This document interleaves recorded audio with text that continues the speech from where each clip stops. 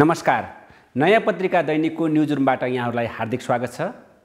जननिर्वाचित प्रतिनिधि सभा विघटन हुनु नेपालको राजनीतिक इतिहासमा एउटा ठुलो भूकम्प हो। यो भूकम्पको पराकम्पको रूपमा अनेक घटनाक्रमहरू विकास भइरहेका छन्। जनतालाई समृद्धिको यात्रामा अगाडि बढाउने भनेर निर्वाचनमा सशक्त बहुमत ल्याएको नेकपा विभाजित भएको छ र 7 मध्ये 6 वटा प्रदेशमा सरकारको नेतृत्व गरिरहेको नेकपाका मुख्यमन्त्रीहरू आफ्नो सरकार बचाउने सङ्घर्षमा हुनुहुन्छ। हिजोसम्म केपी ओली नेतृत्वको मन्त्री परिषदमा मन्त्रीको रूपमा काम गरिरहनुभएका नेताहरू अहिले सडकमा नारा लगाउने अवस्थामा आइपुग्नु भएको छ र केपी ओलीले संसद विघटन गर्नु दुर्भाग्यपूर्ण हो भनेर भाषण गर्ने नेताहरू शीतल निवास पुगेर मन्त्रीको रूपमा शपथ खान थाल्नु भएको छ। यो विषय कतिपयका लागि घोचक र कतिपयका लागि रोचक लाग्न सक्छ, तर यो तत्कालीन विषय मात्र होइन, यसले आगामी पुस्ताको राजनीतिलाई लामो समयसम्म प्रभावित गरिरहनेछ। त्यसैले यो विषयमा गम्भीर बहस हुनु जरुरी छ। यसका लागि आज हामीसँग हुनुहुन्छ पूर्व मन्त्री, पूर्व सांसद तथा नेकपाका नेता घनश्याम भुषाल। उहाँलाई हामी हाम्रो न्युजरुममा हार्दिक स्वागत गर्दछौँ। धन्यवाद छ तपाईलाई। घनश्याम भुषाललाई सोध्नुपर्ने र उहाँले भन्नुपर्ने विषयहरू प्रशस्तै छन्, तर आज हामी संसद विघटन र त्यसले ल्याएको प्रभावका विषयमा छलफल गर्नेछौँ र त्योभन्दा अगाडि उहाँले केपी ओलीको विषयमा, माधव नेपाल र प्रचण्डको विषयमा समीक्षा त पक्कै गर्नुहुनेछ, तर आफ्नै समीक्षा कसरी गर्नुहुन्छ? उहाँ 13 महिनासम्म यो देशको कृषि मन्त्री हुनुहुन्थ्यो र उहाँप्रति जनताका, मिडियाका र समाजका प्रशस्त अपेक्षाहरू थिए। ती अपेक्षामा कति खरो उत्रनु भयो? उहाँको आफ्नै समीक्षाबाट हामी कार्यक्रम अघि बढाउँछौँ। एक लाइनमा भन्दाखेरि चाहिँ परिणाम बाहिर देखिन बाँकी थिए, तर मैले व्यक्तिका रूपमा, मन्त्रीका रूपमा जे प्रयत्न गरेँ त्यसका प्रति फेरि म असाध्यै सन्तुष्ट रहेँ। खास गरी म जुन हिसाबले, जुन अवस्थामा, जुन चुनौतीका साथ, बाहिरका र भित्रका चुनौतीका साथ म मन्त्री भएँ, त्यस पछाडि मैले हेर्दाखेरि चाहिँ मैले के देखेँ भने कृषिमा यो मैले कि त यो बेला बेलामा भन्ने गरेको छु, मैले घरमा रङरोगन नयाँ रङ लगाउनु पर्थ्यो या तलैदेखि केही सुरु गर्नु पर्थ्यो। नयाँ रङरोगन लगाएर देखाउने भन्ने हुन्छ नि, मलाई धेरै साथीहरूले भन्नुभएको थियो देखाउने काम गर्नु पर्यो है भनेर। तर यो देखाउने लोभले गर्दाखेरि नै धेरै कुरा बिग्रेको छ भन्ने टुङ्गोमा म सुरुमै पुगेको थिएँ। त्यस हिसाबले हेर्दाखेरि, संक्षिप्तमा हेर्दाखेरि चाहिँ नेपालको कृषि संरक्षित छैन, किनभने कृषकको बचत सुनिश्चित छैन भन्ने कुरामा म पुगेँ।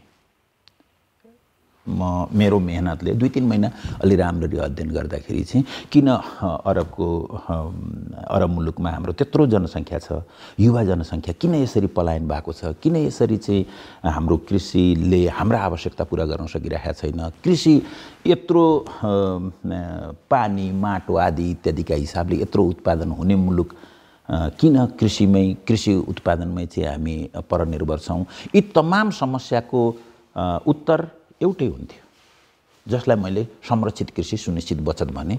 त्यसको सार के थियो भन्दाखेरि चाहिँ कमसेकम एउटा परिवारमा 30,000 देखि 32,000 रुपियाँ आजको मूल्यमा प्रति महिना भित्रिँदैन भने त्यो परिवार कृषिमा टिक्न सक्दैन। विभिन्न अध्ययनहरू भएका छन्। यसो गर्दाखेरि चाहिँ हामीले त्यो व्यवस्था गर्नुपर्छ जहाँ कृषकले काम गरेर उसले आफ्नै उत्पादन गरोस् वा कृषि मजदुर होस्। ती दुईटै उसबाट उसले चाहिँ एउटा परिवार 5 जनाको परिवार हो भने तिनको घरमा 30-32 हजार रुपियाँ भित्रिनुपर्छ। त्यो ग्यारेन्टी राज्यले गर्नुपर्छ भन्ने कुरामा म पुगेको हो। त्यसैलाई मैले संरक्षित कृषि सुनिश्चित बचत भने। त्यसका लागि एउटा अपर्च्युनिटी थियो अस्तिको बजेट। त्यो बजेट राम्रो आएन। त्यो मैले संसदमै भने कि त्यसका केही समस्याहरू रहे, खास गरी अर्थ मन्त्रालयसँग प्राइम मिनिस्टरसँगै कतिपय कुराहरू मिलेनन्, जसले गर्दाखेरि त्यो त्यति राम्ररी हामीले ल्याउन सकेनौँ। तर केही कुराहरू हामीले सुरु गऱ्यौँ त्यहाँबाट चाहिँ। र त्यो नीतिगत आधार, 5वटा नीतिगत आधार भनेर जुन सुरु गऱ्यौँ त्यसमा हामीले धेरै मेहनत गऱ्यौँ र अहिले करिब त्यसको एउटा डकुमेन्ट तयार भएको छ। 3 वर्षको एउटा डकुमेन्ट तयार भएको छ। अब आउने मन्त्रीले के गर्नुहुन्छ मलाई थाहा छैन।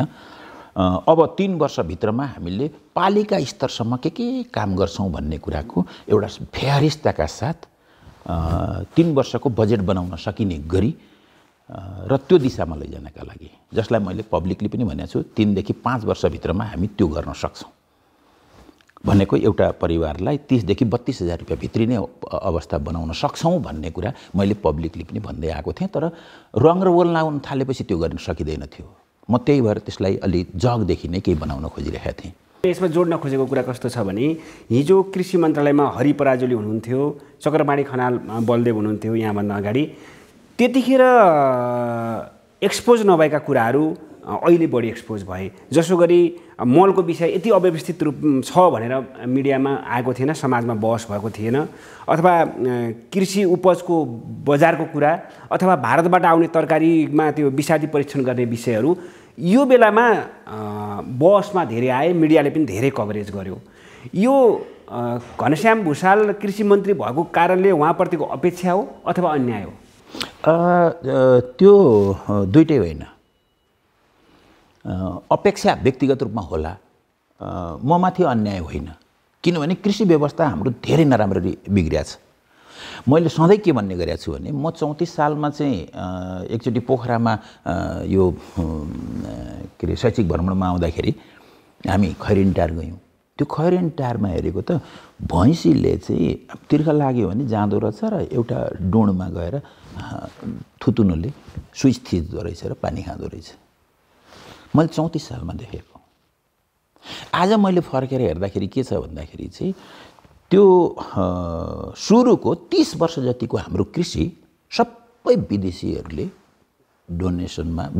डोनेसनमा चलेको रहेछ। उनीहरू नै आए, संरचना उनीहरूले नै बनाए, त्यसको क्रियाकलापहरू उनीहरूले नै सेट गरिदिएका रहेछन्। पञ्चायतको अन्त्यतिर जाँदाखेरि चाहिँ त्यो अन्तर्राष्ट्रिय वैदेशिक सहयोग सकियो, दिन छोडे। त्यसले गर्दा पञ्चायत क्राइसिसमा परेको त्यहाँनिर रहेछ। त्यो मैले त्यहाँ गएपछि हेरेँ। 42 सालतिर जाँदाखेरि करिब 40-42 सालतिर जाँदाखेरि अन्तर्राष्ट्रिय सहयोग कम हुन थाल्यो। त्यसपछि हाम्रो कृषि क्रमशः त्यहीँबाट घट्न थालिसकेका थियो। 47 साल पछाडि हामी प्रजातन्त्र ल्याएपछि त हामीले सबै मार्केटलाई दिने भयौँ। त्यस पछाडि कृषिको त न माई न बाप केही पनि रहेन। त्यस पछाडिको समय भनेको यो 30 वर्ष करिब हाम्रो मार्केटले चलाएको कृषि रहेछ। यो दुईटै बेलामा हामीले त्यो अन्तर्राष्ट्रिय सहयोगको बेलाको सहयोगलाई हामीले डोमेस्टिकेट गर्न सकेनौँ। त्यसलाई आफू त्यो भित्र त्यसलाई सिक्न सकेनौँ, त्यसबाट फाइदा लिन सकेनौँ। पछि मार्केटलाई दिएपछि पनि हामीले जुन उपलब्धिहरू लिन सक्थ्यौँ भनेर सैद्धान्तिक रूपमा भन्छौँ त्यो पनि गर्न सकेनौँ। त्यसले गर्दा आज भन्नुहुन्छ भने कृषिको व्यवस्थै छैन। यसले गर्दाखेरि तपाईँ यही स्थितिमा त तपाईँ जति अगाडि जानुहुन्छ त्यति यसका अव्यवस्थाहरू देखि नै रहनुहुनेछ। मैले पहिलो पत्रकार सम्मेलनमा भनेको थिएँ, मेरो यो कार्यकाल जुन सुरु भएको छ, मेरा अव्यवस्थाहरू देखिनेछन्, मेरा सीमाहरू देखिनेछन्, मेरो भयङ्कर आलोचना हुनेछ। किनभने सुधार्नुपर्ने यति धेरै छन् जसमाथि म हात हाल्दैछु, त्यसले गर्दा यी मैले बाहिर निकाल्दैछु। जस्तो मलको यो बाइब्याकको भनेको हामीले किसानहरूसँग लिन्छौँ, सबै उपजहरू खरिद गर्छौँ भनेर मैले भने सजिलो कुरा थिएन।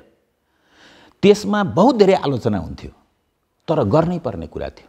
त्यसलाई मैले भनेको थिएँ 3 वर्ष लाग्नेछ।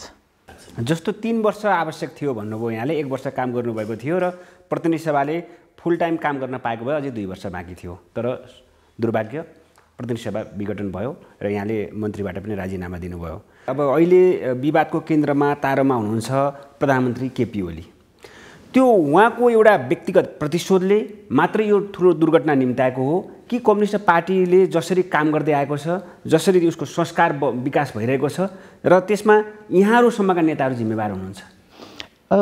मलाई चाहिँ मैले लेख्दै र मैले बोल्दै आएको कुरा र अहिले पनि मलाई लागिरहेको कुरा, खास गरी देशमा आएका राजनीतिक परिवर्तनहरू र त्यसको सामाजिक दायित्व, राजनीतिक परिवर्तनहरू त्यसले उत्पन्न गर्ने सामाजिक दायित्व, त्यो चाहिँ लिडरसिपले बुझेन भन्ने कुरा चाहिँ मलाई करिब करिब 62-63 देखि, अझ त्योभन्दा अगाडिदेखि भन्नुहोस् न। मैले पहिला एउटा किताब लेखेको थिएँ, नेपालको अर्थ राजनीति भन्ने, 59 सालमा प्रकाशित गरेका थिएँ। त्यतिखेरदेखि नै मलाई जब्बर लागेको के हो भन्दाखेरि चाहिँ हाम्रो राजनीतिक परिवर्तनहरू जति हुँदैछन् त्यो राजनीतिक परिवर्तनहरूलाई बुझ्ने र त्यो राजनीतिक परिवर्तनले पार्टी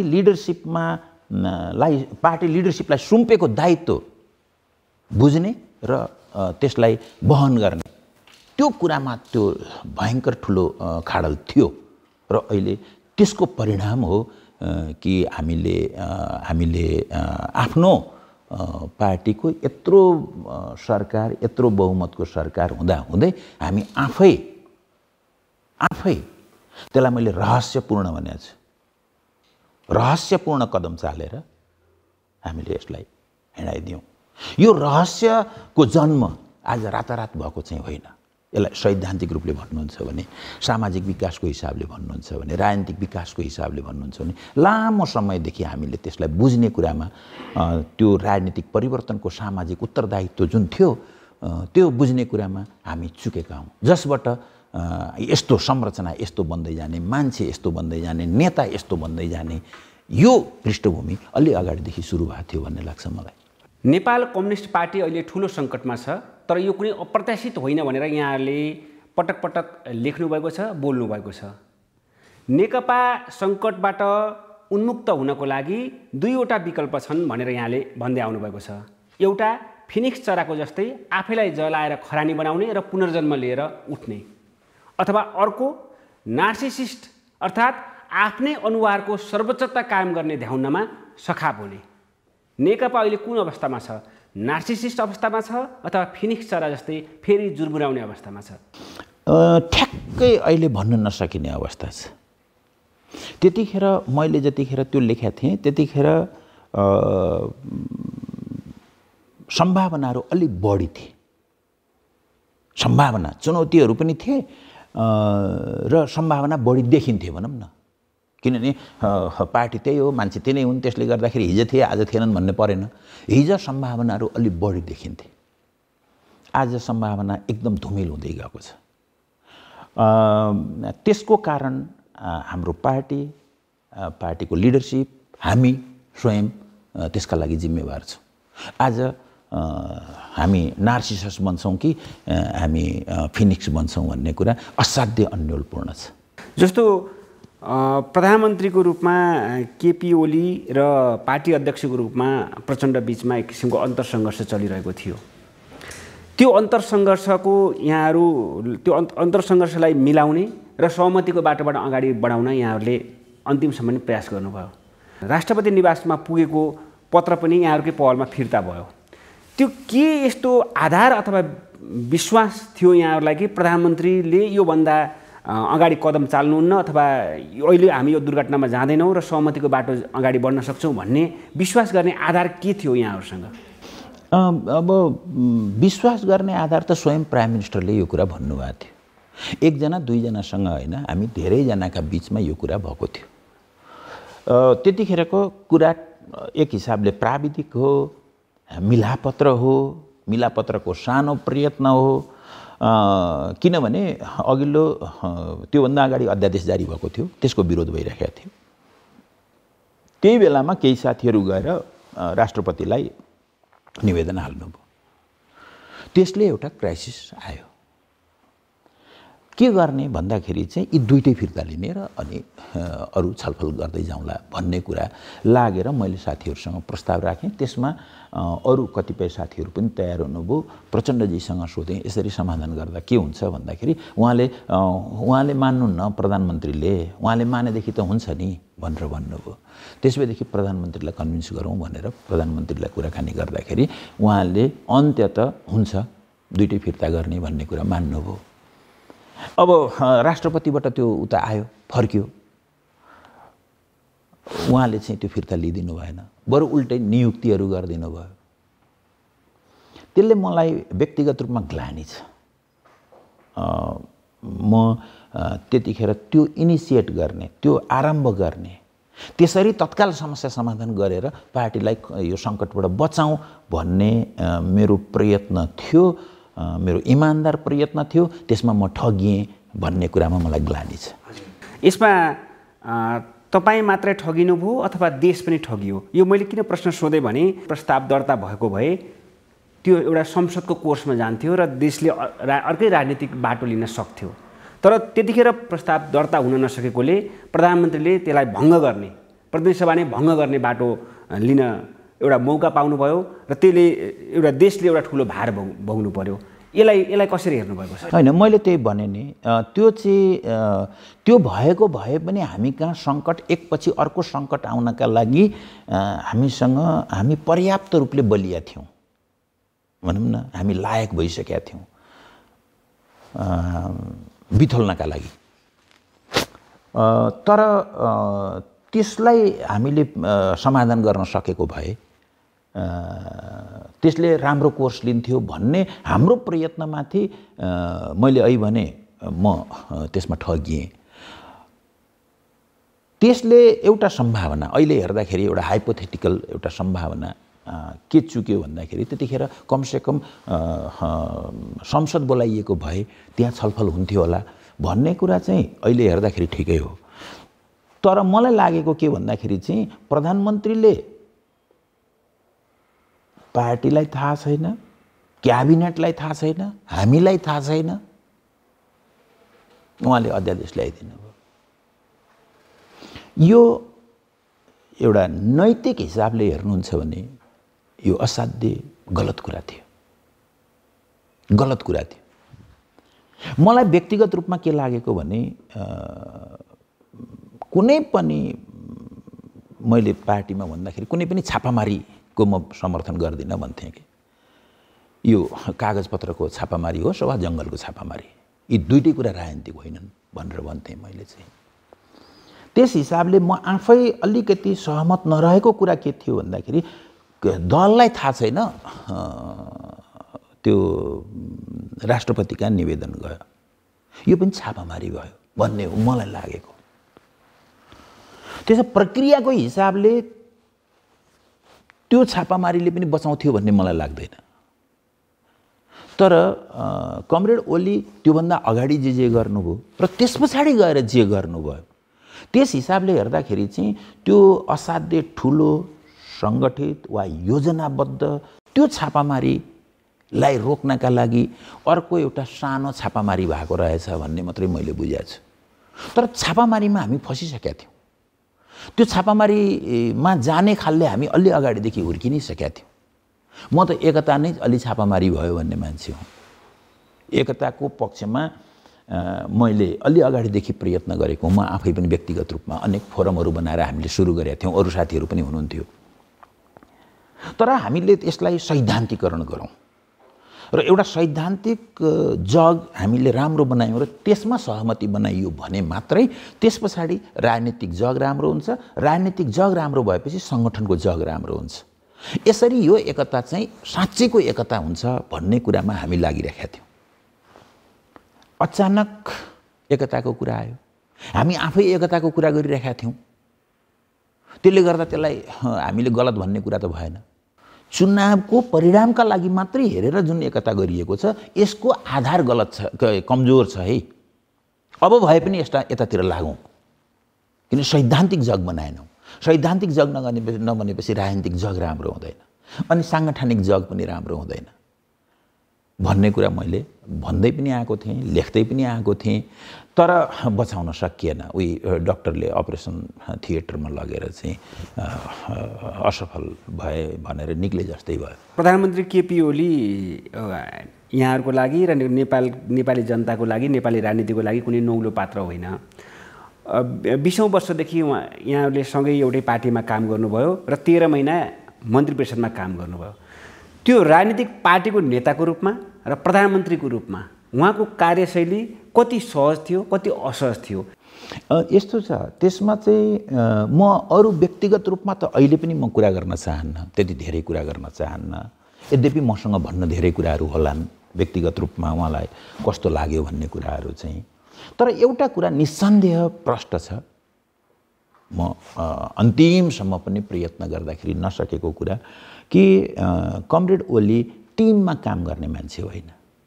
टिम, उहाँको टिम बन्दैन। उहाँसँग जर्ज बुसले एकचोटि भने जस्तो कि तिमी उतातिर हौ कि मतिर हौ, मतिर हौ मैले भनेको मान, या मेरो मित्र हौ, मित्र होइन भने तिमी शत्रु हौ। अझ यसलाई अझ एनलार्ज गर्नुहुन्छ भने या त तिमी चाकर हौ या दुश्मन हौ। यसलाई बढाउँदै जाँदा जति पनि भन्न सकिने कुरा हो। यसलाई अलिकति राम्रै भाषामा ठिकै तरिकाले भन्ने हो भने उहाँ टिममा काम गर्नुहुन्न। यो कुरा चाहिँ हिज र पछिल्ला मेरा 13 महिना र अरू तमाम घटना, अरूसँगका सम्बन्ध, यी सबै हेर्दाखेरि पनि मैले अरू धेरै कुरा मैले गर्दिनँ उहाँको बारेमा, व्यक्तिको बारेमा टिप्पणी गर्दिनँ। म यो चाहिँ भन्छु कि उहाँ टिममा काम गर्नु। जस्तो यो प्रधानमन्त्रीले यो संसद विघटन गर्नुभयो, प्रधानमन्त्रीले पार्टीबाट सहयोग पाइन भन्नुभयो।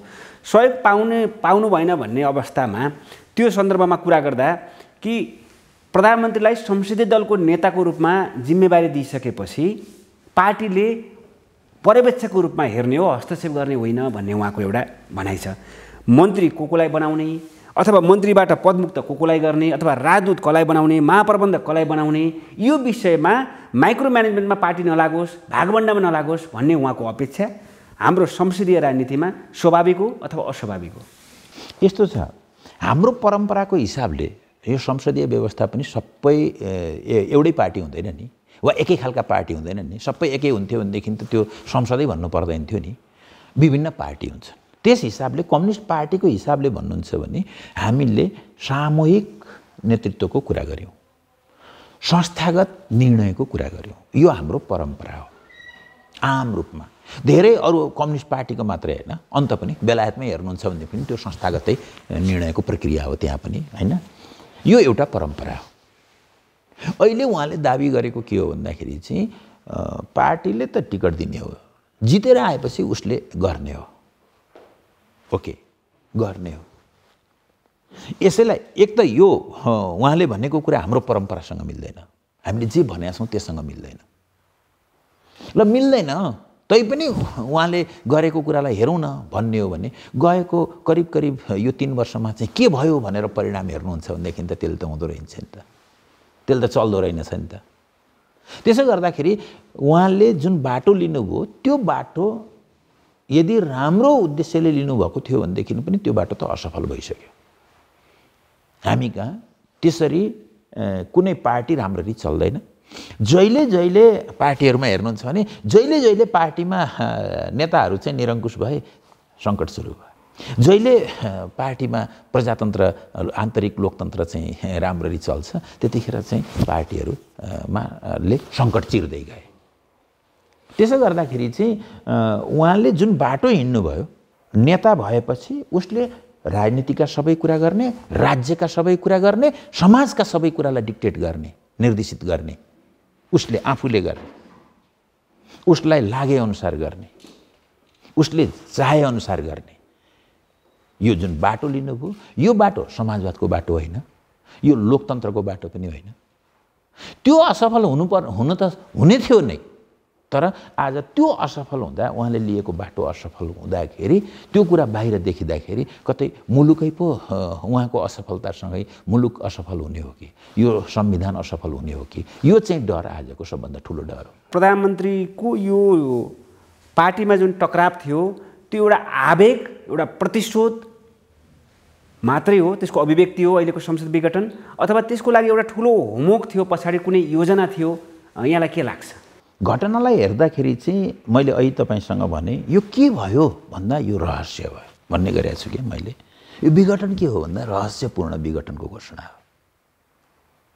किनभने जुन कारणले विघटन भयो भनिएको छ, म तपाईलाई ध्यान दिन अनुरोध गर्छु, जुन कारणले विघटन गर्न आवश्यक पर्यो भनेर भनिएको छ त्यो दुनियाँले कसैले पत्याउँदैन, त्यो हुने कुरा पनि छैन।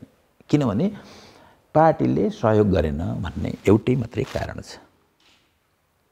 तपाईले घटनामा हेर्नुहुन्छ भनेदेखि एमसीसी भन्ने एउटा मुद्दा बाहेक अमेरिकन गभर्नमेन्टसँग गर्न खोजिएको एउटा एग्रिमेन्टको कुरा बाहेक पार्टीले कुनै कुरामा कहिले उहाँको मन्त्री बनाउने, नियुक्तिहरू गर्ने, राजदूत गर्ने, बजेट बनाउने, नीति कार्यक्रम ल्याउने, यो सबै कुरा पार्टीसँग बसेर संस्थागत रूपले भएको छैन।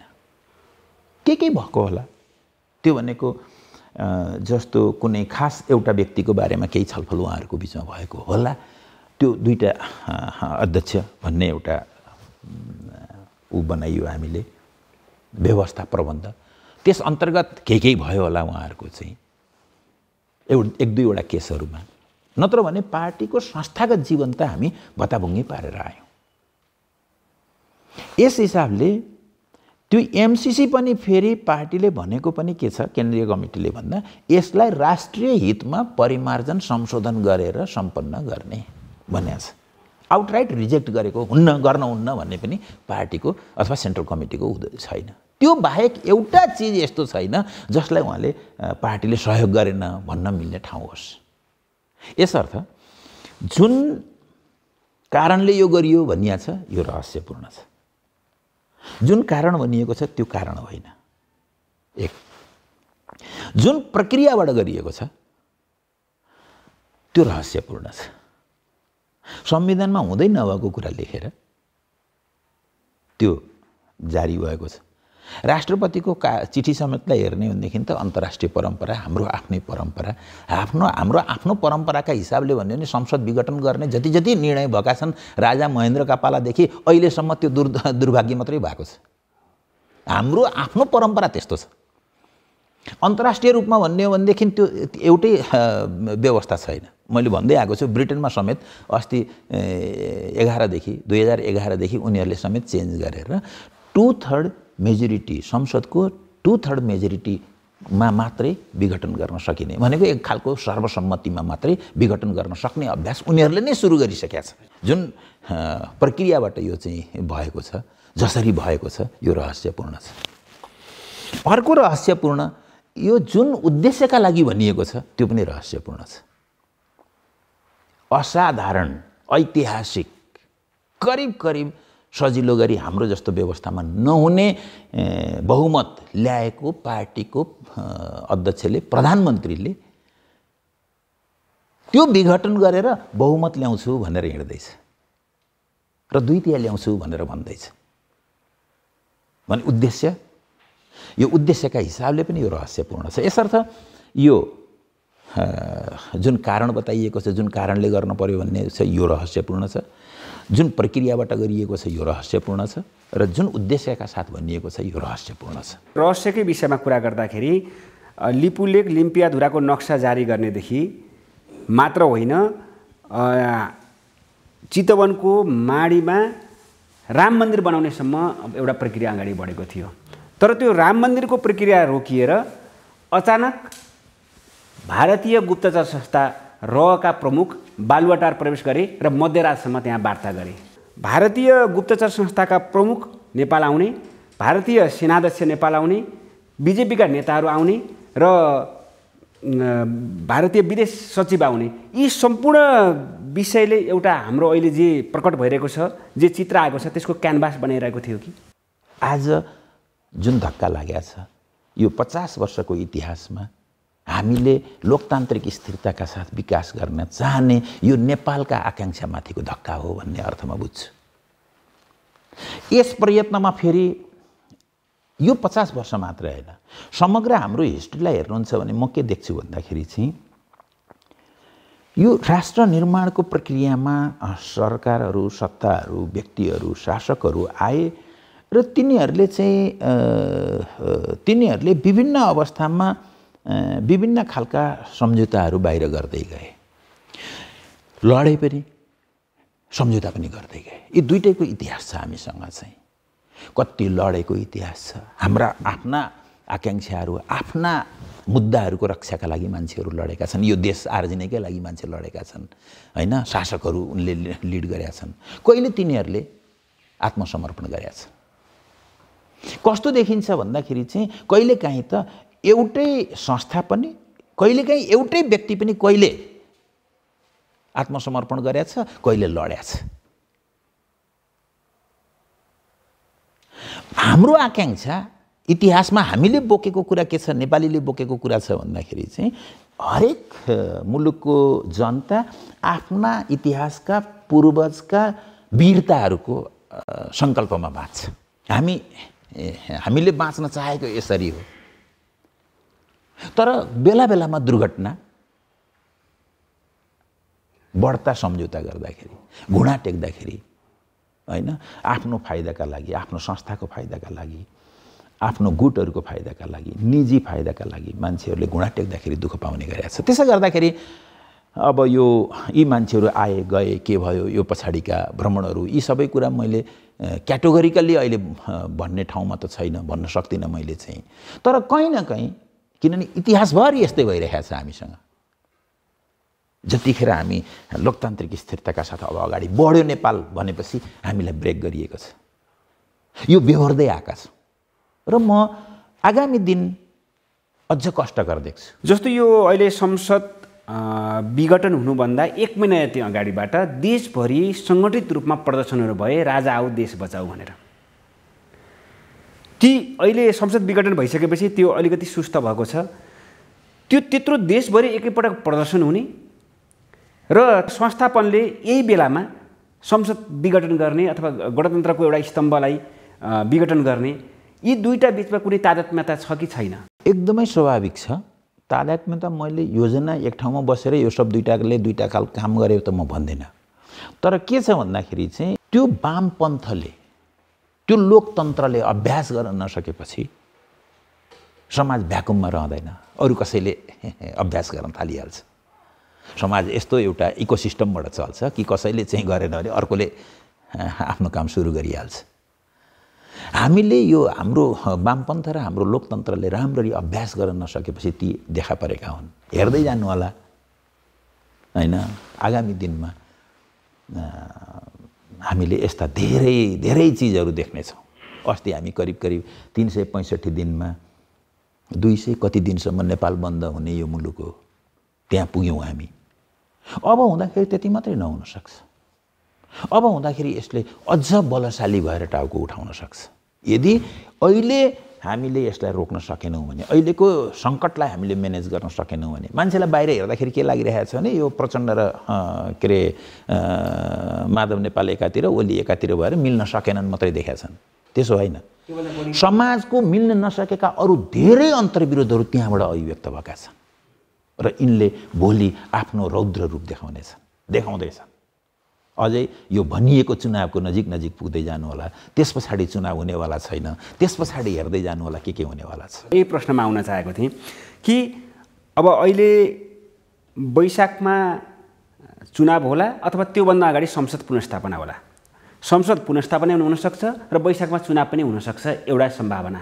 अर्को एउटा मानिसहरूमा एउटा त्रास के छ भने न संसद पुनर्स्थापना हुन्छ न भनिएको चुनाव हुन्छ।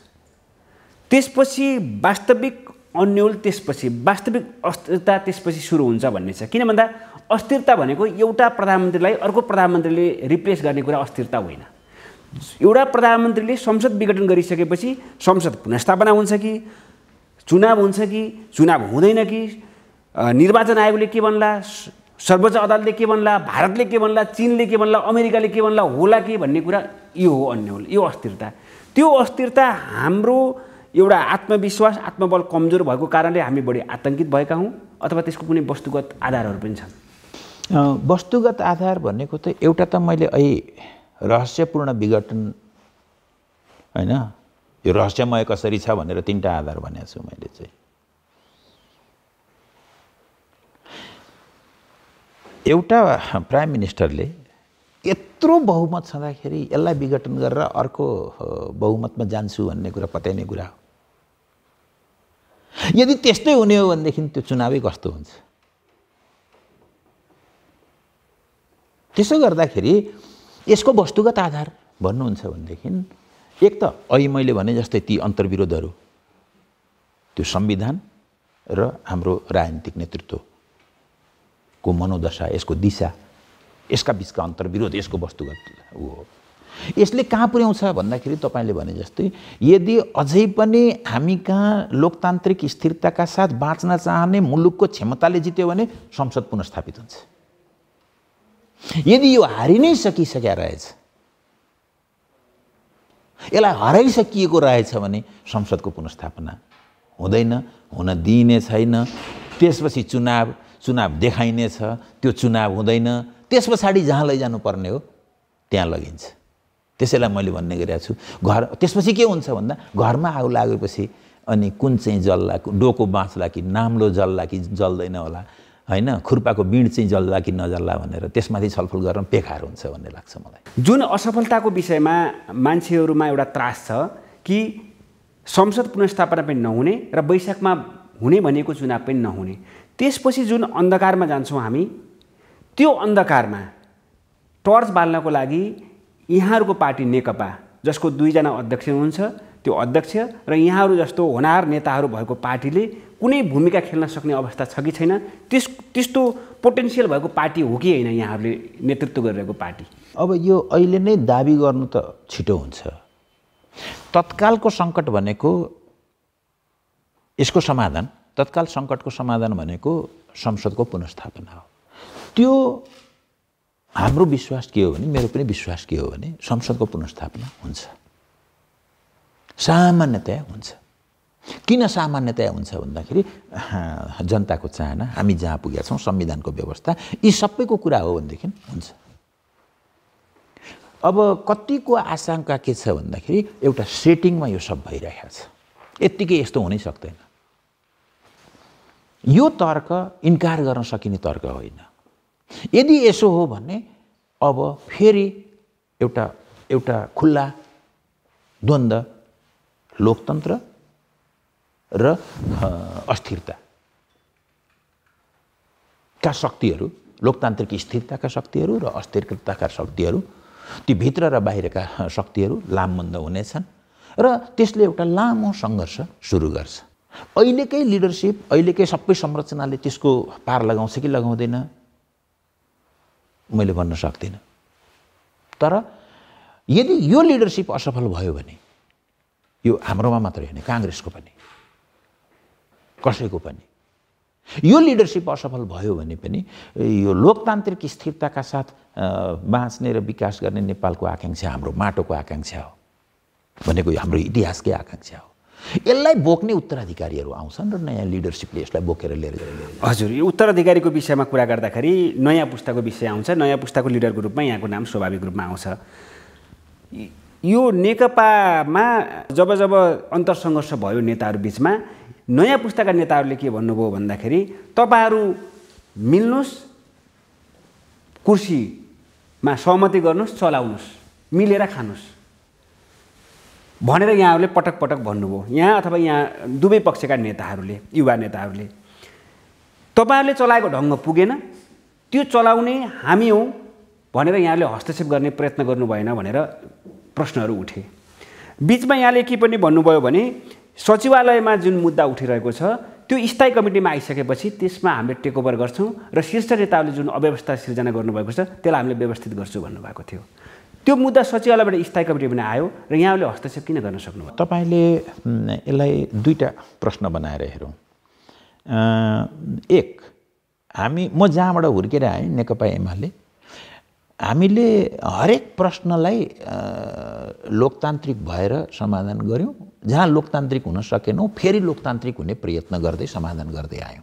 हामीले त्यसलाई अनेक हिसाबले गऱ्यौँ कि जस्तो मैले नै थाहा पाउँदाखेरि हामी आफै सहभागी भएर पनि हामीले अलिकति आन्तरिक लोकतन्त्रलाई चाहिँ अझ जीवन्त बनाउनका लागि 8औं महाधिवेशनमा होइन हामीले एउटा प्रस्ताव राखेका थियौँ, यो पार्टीको सार्वभौमसत्ता सदस्यहरूमा छ भनेर। जसरी सार्वभौमसत्ता जनतामा छ भन्ने कुरा त्यतिखेर 62-63 मा उठिरहेको मुद्दा थियो, त्यसलाई हामीले पार्टीभित्र लिएर आएका थियौँ। हामीले 70 वर्षभन्दा बढी कार्यकारी पोस्टमा नबस्ने कुरा गरेका थियौँ। 2 पटकभन्दा बढी तलदेखि फेरि गाउँपालिकादेखि 2 पटकभन्दा बढ्ता चाहिँ लिडरसिपमा नबस्ने कुरा अभ्यास सुरु गरिसकेका थियौँ। त्यहाँबाट हामी आउँदै थियौँ। अस्ति एकताको यो भुमरीमा हामीले त्यसलाई ब्रेक गऱ्यौँ। तर निसन्देह आउने महाधिवेशनमा हामीले त्यो करेक्सन फेरि त्यसलाई पुनर्स्थापित गर्ने थियौँ। तर आज त्यो नै झन् अन्योलपूर्ण बन्दै गयो। यो घटनाहरूले गर्दाखेरि चाहिँ त्यो अन्योलपूर्ण बन्दै गयो र त्यो रोकिएको छ अहिले एक हिसाबले भन्दाखेरि। दोस्रो कुरा तपाईँले जुन भन्नुभयो स्ट्यान्डिङ कमिटीले गर्थ्यो यो कुरा। स्ट्यान्डिङ कमिटीलाई अवसर दिएको भए, स्ट्यान्डिङ कमिटीलाई थोरै पनि अवसर दिएको भए वा अवसर दिएको भयो भने लौ तिमीले गर भनेर उसले दिएको भए होइन, हामीले अवसर पाएको भए। जुन चालु स्ट्यान्डिङ कमिटीको बैठक थियो, स्थायी कमिटीको बैठक थियो, त्यसले निसन्देह यसमा ठुलो हस्तक्षेप गर्थ्यो। स्ट्यान्डिङ कमिटीले सचिवालयका निर्णयहरूमाथि यसले ठुलो हस्तक्षेप गर्थ्यो र कमसेकम के गर्थ्यो यसले भन्दाखेरि चाहिँ यसले आगामी महाधिवेशनसम्मको बाटो प्रष्ट पार्थ्यो। तपाईलाई एउटा कुरा म भन्दिउँ, यसमा चाहिँ कमसेकम यो विवादमा दुईतिर रहेका जुन समूहहरू छन् तिनका बीचमा हाम्रो जेनेरेसनमा एक हिसाबले कुरा धेरै अगाडि बढी पनि सकेका थियो, धेरै अगाडि बढिसकेका थियो। हामी अब महाधिवेशनसम्मको एउटा रोडम्याप बनाउँछौँ, त्यहाँसम्म लिएर जान्छौँ, पार्टीलाई अझ व्यवस्थित गर्छौँ र अहिलेका समस्यालाई समाधान गर्दै गएर फाइनल्ली हामी आउने महाधिवेशनमा त त्यसलाई हामीले समाधान गरेर जान्छौँ भन्ने कुरामा करिब हामी एकमत भएका थियौँ। तर यही बेलामा प्रधानमन्त्रीको यो एक्सनले गर्दाखेरि त्यो ब्रेक भएर गयो। यहाँहरूले त्यो प्रयत्न गर्नुभयो भन्ने कुरा मान्न सकियो, तर त्यो कुनै पनि प्रयत्नलाई त्यसको सान्दर्भिकता, त्यसको स्वीकार्यता के हो भन्ने प्रश्न हुन्छ। सचिवालयको मुद्दा स्थायी कमिटी हुँदै केन्द्रीय कमिटीमा जाने पद्धतिलाई प्रधानमन्त्रीले के भन्नुभयो भन्दाखेरि त्यसलाई अस्वीकार गर्नुभयो। उहाँले मलाई मानवर्धन गर्नको लागि काँचो चना खाएर दुध खाएर आएका मान्छेहरूलाई उफार्न खोजियो, त्यसमा म स्वीकार्दिनँ भन्नुभयो र रत्तेउली खेल्ने अखडा हो भन्नुभयो। त्यो स्वीकार्यता नभएसम्म यहाँहरूको प्रयत्नले अर्थपूर्ण निकास पाउने सम्भावना हुन्छ कि हुँदैन? होइन, एउटा कुरा त यो बनाइएको चाहिँ एउटा उ छ नि, कमरेड ओलीलाई मानमर्दन गर्ने एउटा योजना थियो भन्ने कुरा कसैले व्यक्तिगत रूपमा सोचेको थियो होला, सोच्न सक्छ। कसैका बारेमा उहाँले सोच्न सक्नुहुन्छ, कसैले उहाँका बारेमा सोच्न सक्छ, यी व्यक्तिगत कुरा भए। तर उमेशजी कुरा के थियो भने हामीभित्र त्यति एउटा संस्कार एउटा यो आन्दोलनले हुर्काएको थियो कि सामूहिक हिसाबले जब संस्थागत जब छलफल हुन दिएको भए कुनै पनि मैले त भन्ने गरेको थिएँ कि कमरेड ओलीलाई कोर्ट मार्शल गरिएको सैनिकलाई जस्तो खाली खुट्टा पठाउने कुरा कसैले सोचेको छ भने पनि गलत हो र मेरा पुर्खाले आर्जेको यो हो भनेर उहाँले सोच्नुहुन्छ भने पनि यो पनि गलत हो। यी दुईटै गलत हुन् भन्ने कुरा चाहिँ स्ट्यान्डिङ कमिटी, सेन्ट्रल कमिटीले स्थापित गरिदिन्थ्यो। जब यो तर त्यहाँ जाने ठाउँ पार्टीलाई करेक्सन गर्ने, सरकारलाई राम्ररी चलाउने हामी छलफल गरिरहेका थियौँ। अबको 2टा बजेट छन्, यो 2टा बजेटलाई पनि हामीले राम्ररी प्रयोग गऱ्यौँ भने, अलिकति मेहनत गरेर अलि संस्थागत हिसाबले चल्ने हो भने यसले यो जुन लगभग 2/3 आफ्नो औचित्य पुष्टि गर्ने ठाउँ छ भन्ने हिसाबले हामीले सोच्दै पनि थियौँ, त्यसमा छलफल पनि गरिरहेका थियौँ। त्यो नै ब्रेक भयो। यसर्थ अहिले नेकपा भित्रको जुन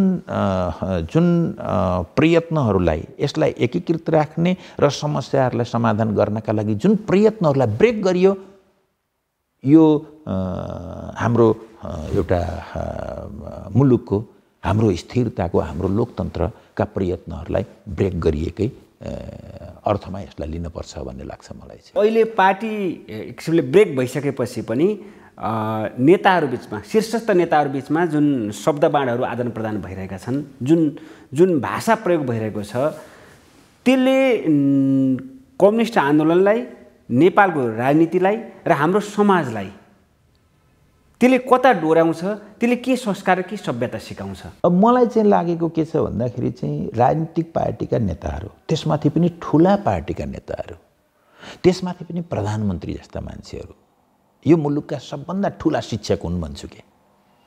उनीहरू जब मुख छाडेर कुरा गर्न थाल्छन्, समाजलाई उनीहरूले त्यतातर्फ प्रेरित गरिरहेका हुन्छन्।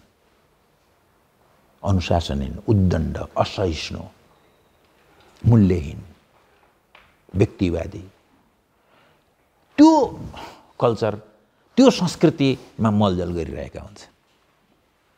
तथ्य प्रमाण केही पनि नचाहिने, आफूलाई लागेपछि भनिदिए हुने, मन परी बोले हुने, यो कुराले समाजलाई बिथोल्छ।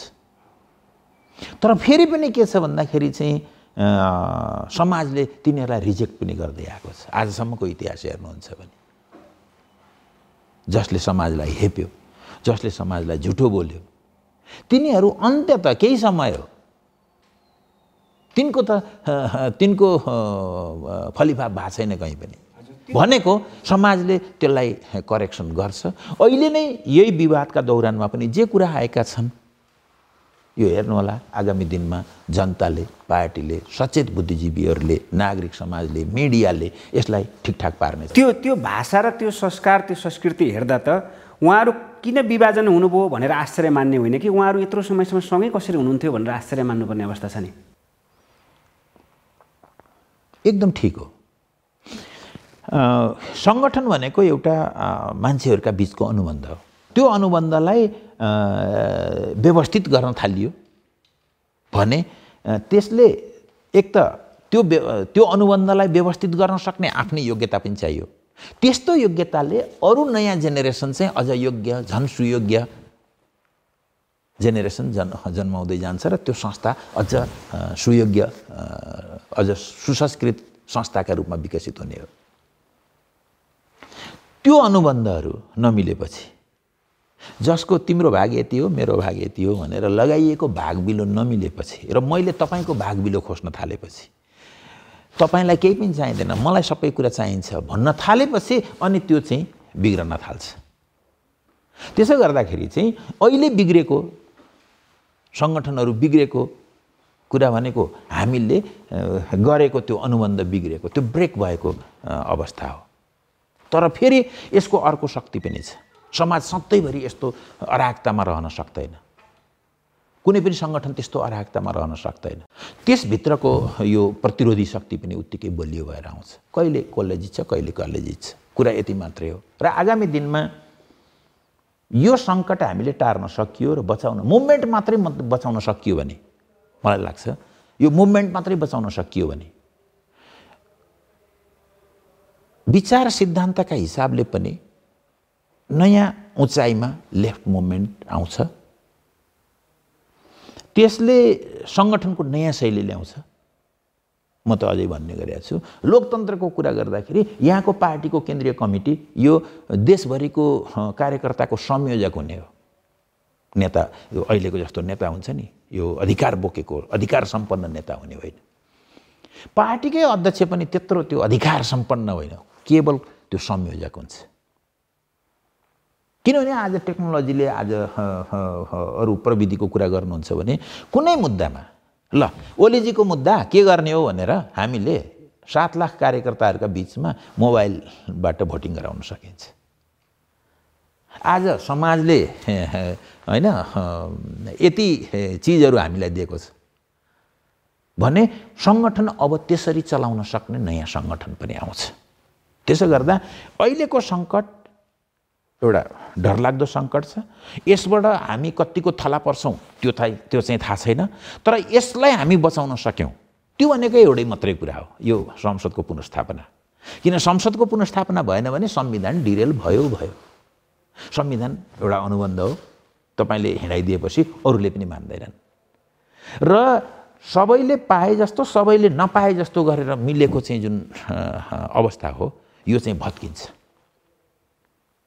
कुनै चुनावको एउटा केही रङ्गमञ्च कुनै हिसाबले आयोजना भयो भने पनि त्यो चुनावमा हेर्नु होला त्यो दक्षिणपन्थी शक्तिहरूले यसरी फडा उठाउनेछन् र हिजका ती मुद्दाहरू नमिलेका मुद्दाहरू यसरी ल्याउनेछन् जसले पनि चाहिँ त्यो चुनाव हुने अवस्था रहन दिँदैन। यहाँले दक्षिणपन्थी शक्तिहरूको कुरा गर्नुभयो। लोकतन्त्रवादी शक्ति काङ्ग्रेस स्वयं अलमलमा छ कि एउटा काङ्ग्रेसभित्रको अलमलको एउटा कारण के देखिन्छ भने अहिले नेकपा विग्रहमा भएको अवस्थामा, सरकार अलोकप्रिय भएको अवस्थामा चुनावमा गइयो भने एउटा बहुमत ल्याउने अवसर हो भनेर त्यतापट्टि लागेको देखिन्छ। त्यो काङ्ग्रेसको लागि संसद पुनर्स्थापना नहुने र चुनाव हुने कुरा काङ्ग्रेसको लागि पनि आकर्षक कुरा हो कि होइन? त्यो चाहिँ होला कि नहोला, तर हाम्रो प्र्याक्टिसमै हेरौँ त्यसलाई, सैद्धान्तिक रूपले अनुमानै गर्न परेन।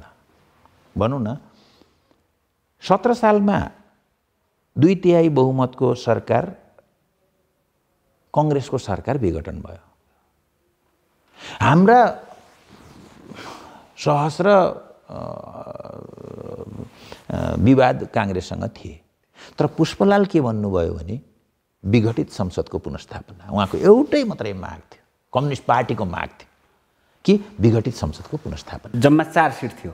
जम्मा 4 सिट भएको शक्तिले के भन्दैछ भन्दाखेरि विघटित संसदको पुनर्स्थापना हुनुपर्छ भन्दैछ। 51 सालमा गिरिजाबाबुले विघटन गर्नुभयो, कृष्णप्रसादजीहरू त्यसको विरुद्धमा जानुभयो। हामीले यो त्यतिखेर पनि पुनर्स्थापित होस् भन्ने न हो, यो विघटनको विरोधमा हामी विरोधमा रह्यौँ।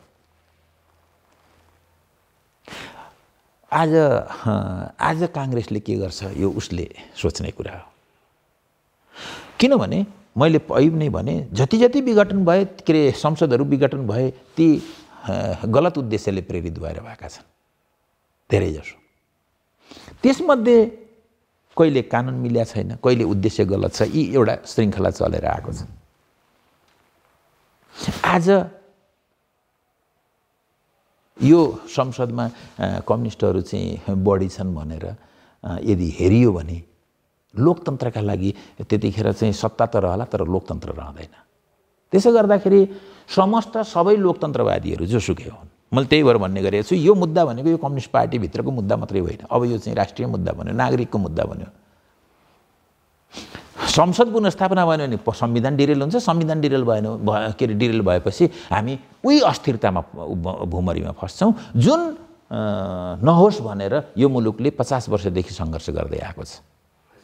र यो काममा समस्त काङ्ग्रेस जसमाथि चाहिँ जसले चाहिँ प्रजातन्त्रका लागि लडेको इतिहासको गौरव छ, तिनीहरूले विचार गर्छन् नै भन्ने लाग्छ मलाई। हजुर, हामीले लामो संवाद गरिसकेका छौँ। अब मसँग 2वटा मात्रै प्रश्न छन्।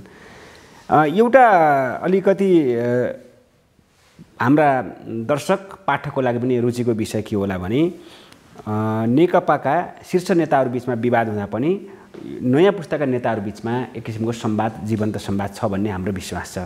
त्यो संवादको आधारमा यहाँले हामीलाई एउटा विषय साझा गरिदिनु भयो भने ठुलै गुण लाग्नेछ कि केपी ओली नेतृत्वको नेकपामा भएका नेताहरू यो प्रतिनिधि सभाको विघटनबाट सन्तुष्ट हुनुहुन्छ? यो अग्रगामी काम भयो भनेर उहाँले सार्वजनिक रूपमा जसरी भन्नुभएको छ, अनौपचारिक रूपमा पनि त्यही मान्यता राख्नुहुन्छ अथवा यो चाहिँ गलत भयो भन्ने अवस्थामा हुनुहुन्छ? अहिले के भन्नुहुन्छ यो उहाँहरूले भन्ने कुरा भयो। अहिले के भन्नुहुन्छ त्यो विघटन हुँदासम्म मैले चिनेका, मैले सङ्गत गरेका उहाँहरूको हर सम्भव प्रयत्न यसलाई रोक्ने थियो। जतिखेर थाहा पाउनुभयो, उहाँहरूले लास्टमा थाहा पाउनुभयो होला, धेरै अगाडिदेखि उहाँहरूलाई थाहा थिएन यो कुरा भन्ने लाग्छ मलाई। मेरो विश्वास मात्रै हो, के थियो मलाई थाहा छैन। उहाँहरूलाई आशंका चाहिँ थियो कि प्राइम मिनिस्टरसँग छलफल नहुने, तर प्राइम मिनिस्टरले छलफल नभइकन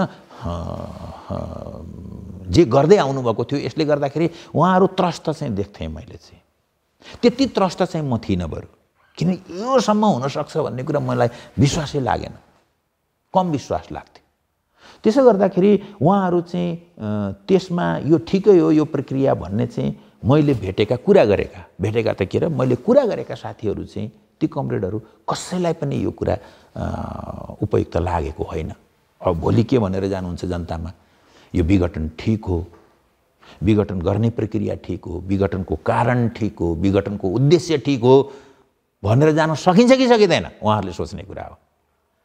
यद्यपि अहिले अब यसलाई माओवादी प्रचण्डको पछाडि माधवहरू सबै लागे, एमालेवालाहरू लागे भनेर फेरि पनि एमाले वा माओवादीभित्र त्यस्तै कुनै नाराले यी अराजनीतिक कुराहरूका प्रयत्नहरू त अहिले पनि भएका छन्। तर मुख्य प्रश्न त के औचित्यपूर्ण थियो, कारण उपयुक्त थियो, प्रक्रिया ठिक थियो, उद्देश्य ठिक छ, परिणाम हुनेछ ठिक? 4-5वटा प्रश्नमा कसैले बोलोस् त?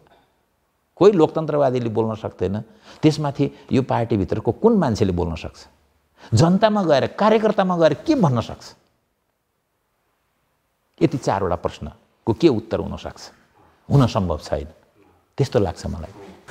कार्यकर्तामा जाने र विशेष गरी जनतामा जाने भनेको अब चुनावमा हो। चुनावमा जानभन्दा अगाडि दुईवटा विषय छन्। एउटा संसद पुनर्स्थापना हुन्छ कि हुँदैन भनेर एउटा परीक्षा हुन बाँकी छ, र संसद पुनर्स्थापना भनेर चुनावमा जानुपर्ने भयो भने नेकपा भन्ने नाम र अझ विशेष गरी चुनाव चिन्हको विषय छ। त्यो चुनाव चिन्हको विषयमा यो दुवै पार्टीको दाबी हुँदा कसले पाउने भन्ने विषय त एउटा ठुलै रसाकसी हुनेवाला छ। त्यो निर्वाचन आयोगले प्रधानमन्त्री केपी ओलीकै पक्षमा निर्णय गर्छ भन्ने प्रशस्त मात्रामा मान्छेहरूका आशंका छन्। त्यो सूर्य चुनाव चिन्ह बिना पनि तपाईँहरूको नेकपा चुनावमा जाने हिम्मत राख्छ कि राख्दैन? एउटा कुरा त यसलाई यस्तो सशर्त कुरा राख्ने कुरा नै गलत हुन्छ भन्ने लाग्छ मलाई चाहिँ। पहिलो त सूर्य चिन्ह किन हुँदैन हामी कहाँ? अनि यसलाई चाहिँ सूर्य चिन्ह भयो भने के हुन्छ, नभयो भने के हुन्छ किन भन्नुहुन्छ? सूर्य चिन्ह हामीसँग नहुनुपर्ने किन, के कारण छ? हिजो पार्टीमा पनि र संसदमा पनि हामी 2/3 बढी थियौँ। आज विघटित भनिएको संसदको कुरा छोडिदिने भने पार्टीमा आज पनि 70% त्यो वरिपरि, त्योभन्दा बढी हामी छौँ। अनि हामी आधिकारिक नहुने र अर्को आधिकारिक हुने हो भने चुनाव कस्तो हुनेवाला छ त्यो पनि यसैले प्रश्न पार्छ। संविधान के हुनेवाला छ त्यो कुरा पनि यसैले प्रश्न पार्छ। त्यसो गर्दाखेरि चाहिँ संसारभरि अन्यायले राज गर्यो भने के हुन्छ भन्दा त्यसको सके प्रतिरोध हुन्छ, नसके समय पर्खिन्छ। त्यसो गर्दाखेरि चाहिँ म चुनावबाट भागुला भनौँ न, म उपयुक्त हिसाबले संविधान बमोजिम चुनाव भयो भने को चुनावबाट भाग्छ? अहिले जुन चुनाव हुने कुरा गरिँदैछ त्यो संविधानको बर्खिलाप छ, किनभने त्योभन्दा अगाडिको पूर्व शर्त नै गलत छ। जुन शर्त राखिएको छ त्यो नै गलत छ। यसर्थ चुनाव भन्ने कुरा नै टाढाको कुरा हो। संविधान भाँचेर तपाईँ चुनावमा जान सक्नुहुन्छ? संविधान च्यातेर चुनावमा? यो प्रश्नलाई यसरी लिनुपर्छ भन्ने लाग्छ मलाई चाहिँ। अब अन्तिममा कि अहिले देशमा संविधानमा, संसदमा सङ्कट आयो र त्योभन्दा अगाडि प्रधानमन्त्री केपी ओलीको सरकारमा सङ्कट आयो। मान्छेहरू के भन्छन् भने घनश्याम भुषाल र योगेश भट्टराई मन्त्री नभएको भए यो सङ्कट 1 वर्ष अगाडि नै आउँथ्यो भन्छन्। तपाईँको भनाइ के छ? म त्यसलाई इन्कार गर्दिनँ। किनभने म चाहिँ जस्तो कि म मन्त्री हुनुभन्दा अगाडि प्राइम मिनिस्टर प्रधानमन्त्रीसँग उहाँले बोलाउनु भयो, म 2 पटक लामो 3 घण्टाका 2टा मिटिङ गरेको छु। मलाई मन्त्री हुनका लागि त्यतिखेरै उहाँले भन्नुभएको थियो, भनेको भदौ असोजतिर, पोहोरको भदौ असोजतिर उहाँले मलाई कुरा गर्नुभएको थियो, वा दसैँको वरिपरि।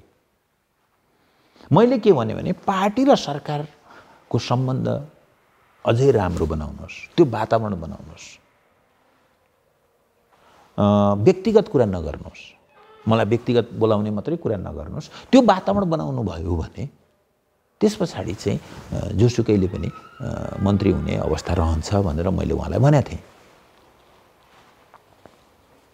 भयो के भने पोहोरको मङ्सिर 4 घटना हेर्नुहोस् है, पोहोरको मङ्सिर 4 गते दिउँसो उहाँहरूले निर्णय गर्नुभयो, एउटाले पार्टी चलाउने छन्, अर्काले सरकार चलाउने छन्, 2टा अध्यक्षले मिलेर काम गर्ने छन्, यसरी पार्टीले सरकारले पार्टीका बिचमा एउटा सम्बन्ध बनाउनेछन् र यी सँगसँगै बडा राम्ररी अगाडि जानेछन्।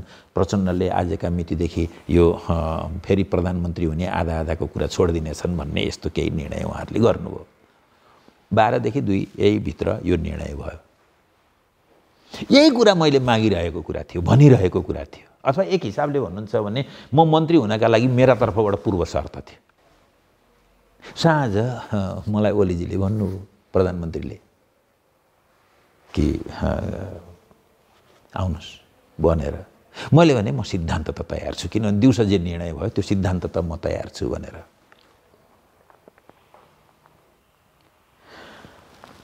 र म भोलिपल्ट मन्त्री भएँ।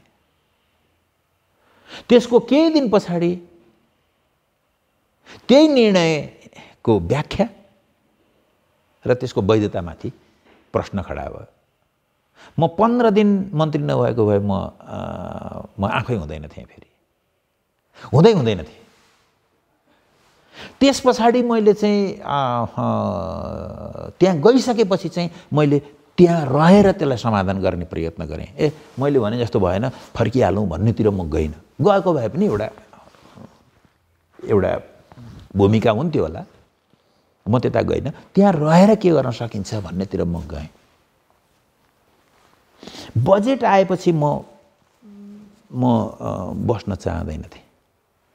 र यो कुरा कति ओपन थियो भन्दाखेरि चाहिँ मेरो एकजना मैले नै आवश्यक ठानेर लिएर गएको एउटा सिनियर अधिकृत चाहिँ आफै यो मन्त्री आफै हिँड्दैछ भनेपछि उनी पहिल्यै सरुवा मागेर हिँडिहाले।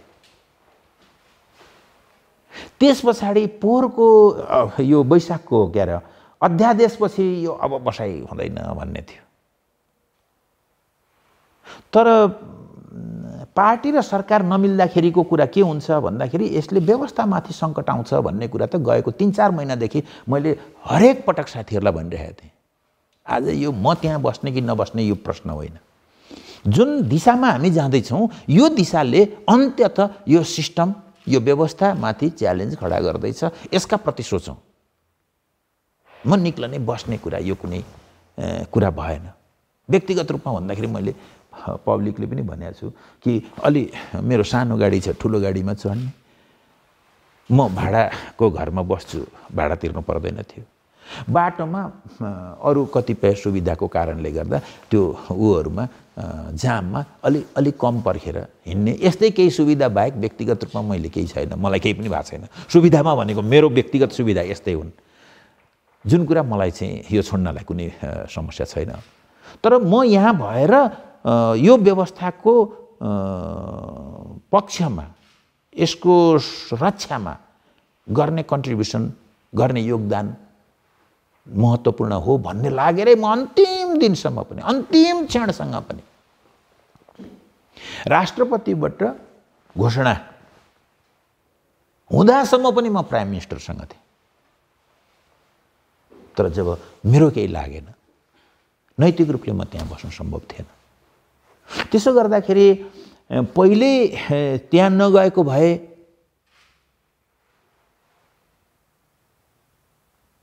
अर्को एउटा सम्भावना थियो। हामी बाहिरबाटै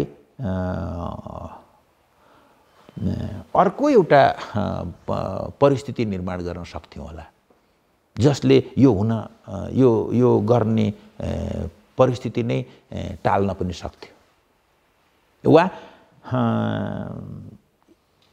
यो आज संसद विघटनसम्म आउँदाखेरि पार्टी जहाँ आइपुगेको छ नि,